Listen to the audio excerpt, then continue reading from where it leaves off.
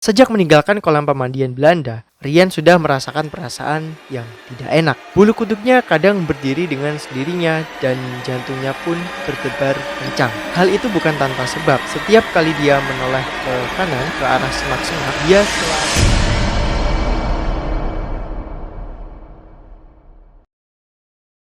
Halo semuanya, kembali lagi di channel Batinje dan selamat datang di konten Cerki.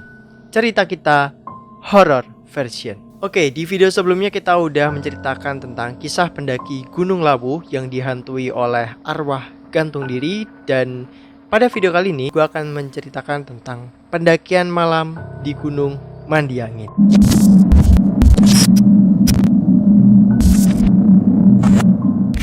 Tapi sebelum kita masuk ke ceritanya, buat kalian yang belum subscribe, silahkan subscribe terlebih dahulu serta like video ini. Dan komen juga di bawah kalau misalkan kalian punya masukan atau saran. Dan gue mau ngingetin bahwa di sini gue akan menceritakan dengan cara membaca seperti video sebelumnya. Jadi enjoy, nikmati videonya sampai akhir.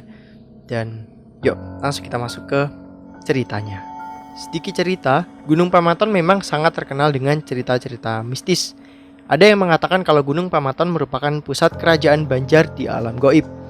Pendirinya konon adalah raja dari kerajaan Dipa yang merupakan cikal bakal dari kerajaan Banjar, yaitu Pangeran Suryanata. Menurut cerita di masa kejayaannya, Pangeran Suryanata pamit untuk kembali ke asalnya. Beliau menghilang dari dunia nyata, berpindah ke alam gaib. Kemudian beliau mendirikan kerajaan Banjar di Gunung Pamaton. Gunung Pamaton berada di desa Kiram, Kecamatan Karang, Intan, Kabupaten Banjar. Selain ada cerita-cerita mistis yang tersembunyi, Gunung Pamaton juga merupakan tempat wisata yang sering dikunjungi. Nah, sedangkan Gunung Mandiangin ini letaknya bersebelahan dengan Gunung Pamaton. Gunung Mandiangin juga merupakan wilayah kerajaan Banjar gaib yang ada di Gunung Pamaton. Bahkan, ada yang mengatakan kalau wilayah Gunung Mandiangin lebih serem dan penghuninya lebih sering menampakkan diri. Selain itu, Gunung Mandiangin dulunya juga pernah dijadikan benteng pertahanan Belanda. Ada beberapa peninggalan yang membuktikan itu. Salah satunya terletak di sekitar taman. Di sana ada kolam yang diberi nama Kolam Pemandian Belanda. Sedangkan di puncak Gunung Mandiangin ada situs benteng pertahanan. Banyak cerita-cerita mistis yang terjadi di Gunung Mandiangin.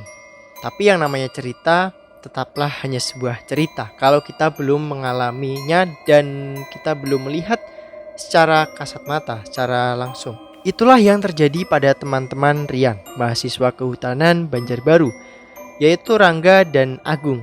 Rangga adalah orang Jakarta dan Agung adalah orang Surabaya. Mereka berdua baru pindah ke Kalimantan dan kuliah di kehutanan Banjarbaru, satu kampus dengan Rian. Mereka berdua adalah orang kota besar yang selalu berpikir realistis dan gak percaya dengan hal-hal mistis. Akhirnya Rian pun mengajak mereka pergi ke Gunung Mandiangin. Dia mengajak satu temannya lagi yang bernama Misran. Dia adalah orang Barabai. Mereka pergi berempat. Misran juga sering mendengar cerita-cerita mistis yang terjadi di Gunung Mandiangin. Dia juga penasaran. Walau di dalam hatinya tuh sebenarnya dia agak ragu-ragu, takut kalau makhluk gaib itu di sana benar-benar ada dan menampakkan diri di depan mereka. Biar lebih seru, Rian mengajak mereka malam hari. Dan kebetulan malam itu adalah malam Jumat. Yang kata orang-orang malam Jumat itu merupakan malam sakral. Banyak jin, demit, dan sejenisnya kelayapan cari mangsa untuk ditakut-takuti. Jarak Banjarbaru dan Gunung Mandiangin gak terlalu jauh. Mungkin hanya sekitar 30 menit perjalanan. Bisa lebih, bisa kurang, tergantung kecepatan kendaraan yang dinaiki. Jam 9 lewat sedikit, sampailah mereka di Taman Gunung Mandiangin. Mereka parkir 2 buah motor mereka di taman. Mereka ke puncak tidak menggunakan motor.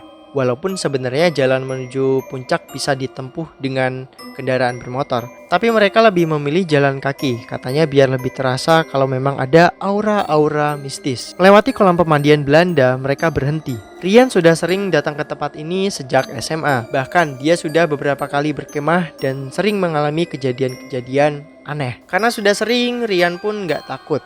Dan seperti halnya malam ini, Rian melihat sosok samar-samar perempuan menggunakan gaun berwarna putih. Sosok itu duduk di tepi kolam, kakinya memainkan air kolam. Gemercik air pun terdengar, pelan tapi jelas. Dan setelah beberapa saat melihat-lihat kolam pemandian Belanda, mereka pun melanjutkan perjalanan menuju puncak, menuju situs benteng Belanda yang jaraknya cukup jauh dan menanjak. Sebelum melangkah meninggalkan kolam, Rian menoleh ke noni Belanda yang sedang duduk di bibir kolam yang ada di seberang. Rian sangat kaget. Noni Belanda itu juga menoleh ke arahnya dan dia pun tersenyum. Langsung bulu kuduknya berdiri, jantungnya pun berdebar kencang.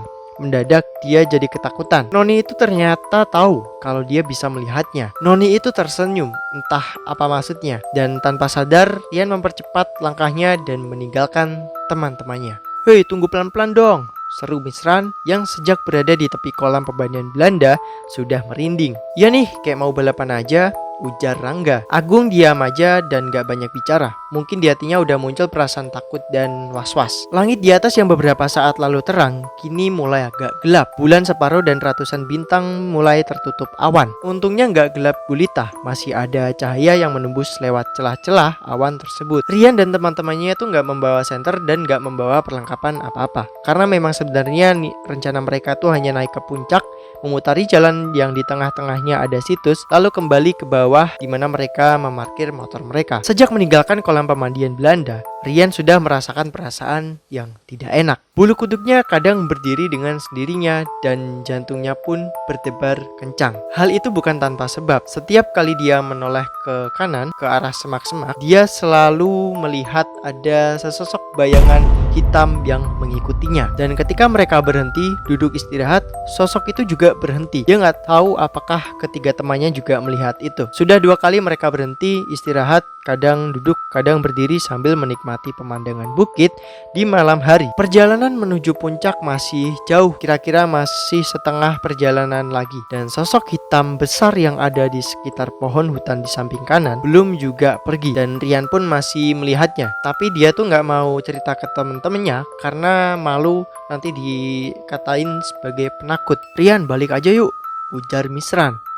"Kenapa?" Rangga yang biasanya langsung menyahut, kini diam saja. Mungkin dia merasakan adanya sosok hitam yang mengikuti. Sosok yang sama yang dilihat oleh Rian. Terlebih Agung, sejak meninggalkan kolam Belanda, tak sepatah kata pun keluar dari mulutnya. Mungkin malu dikatain penakut, mungkin juga takut kalau salah bicara. "Tanggung, bentar lagi sampai," ujar Rian. Perasaan takut yang sejak noni Belanda yang dia lihat di kolam tadi. Ya tanggung, toh belum terjadi apa-apa, belum ada yang bisa dibuktikan.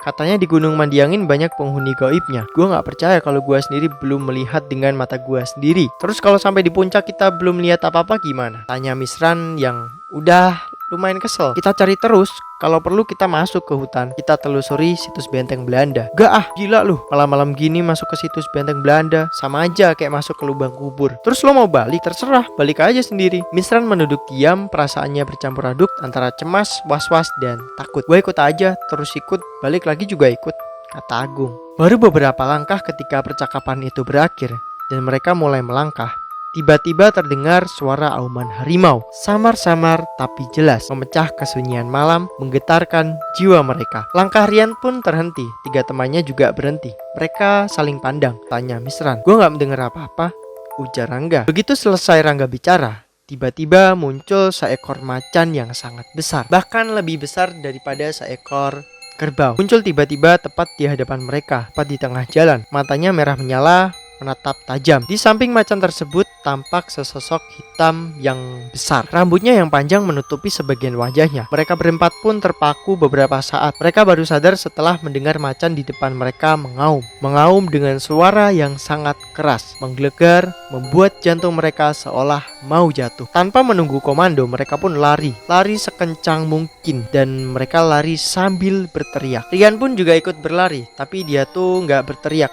Dia lebih memikirkan ucapan Rangga. Dia sangat menyesalkan ucapan Rangga. Kata-katanya telah membuat marah penunggu Gunung Mandiangin. Mereka marah karena mereka merasa ditantang. Mereka terus berlari meskipun sebenarnya macan dan sosok yang berdiri di depan mereka tuh diam aja. Rasa takut membuat mereka seolah dikejar-kejar. Dan setelah sampai di dekat kolam, mereka berhenti. Mereka menoleh ke belakang. Macan dan sosok yang mengejutkan mereka memang gak ada, karena sebenarnya mereka tuh gak mengejar. Tapi kembali mereka dikagetkan. Mereka kini hanya bertiga. Misran hilang. Rian pun seolah nggak peduli. Dia terus melangkah menuju sepeda motor yang diparkir di taman. Tak jauh dari kolam pemandian Belanda, Rangga dan Agung mengikutinya. Mereka berdua tidak bertanya lagi, meski beribu tanya sebenarnya masih ada di hati mereka. Dan kembali Rangga dikejutkan oleh sebuah kenyataan, yang dimana Misran yang dikiranya tertinggal jauh ternyata sudah berada di dekat sepeda motornya. Dia tampak tenang, gak ngos-ngosan, dan seolah tidak terjadi apa-apa. Kok lo bisa sampai duluan? Perasaan tadi gua yang di depan. Gumam Rangga heran. Emang ada apa? Kok sampai ngos-ngosan? Kayak baru dikejar setan. Lah, kami kan emang dikejar setan, sahut Agung. Dan Misran pun tertawa. Makanya jangan sombong lo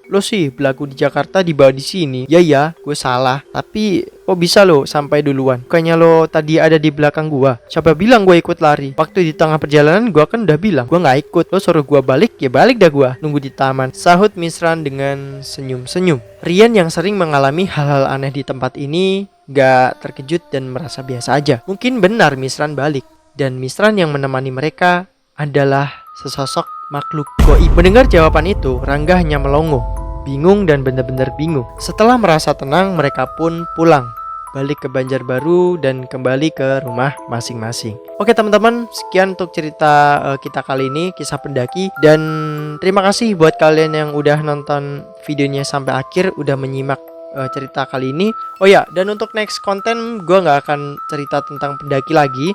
Mungkin gue akan cerita tentang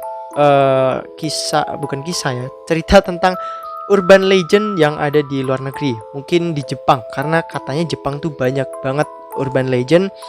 Dan kalau nggak itu, gue mungkin bakal bikin konten tentang Area 51. So, segini aja. Terima kasih buat kalian yang udah nonton. Jangan lupa untuk subscribe dan like video ini, serta komen di bawah buat yang punya masukan atau saran, serta share video ini ke teman-teman kalian atau media sosial kalian.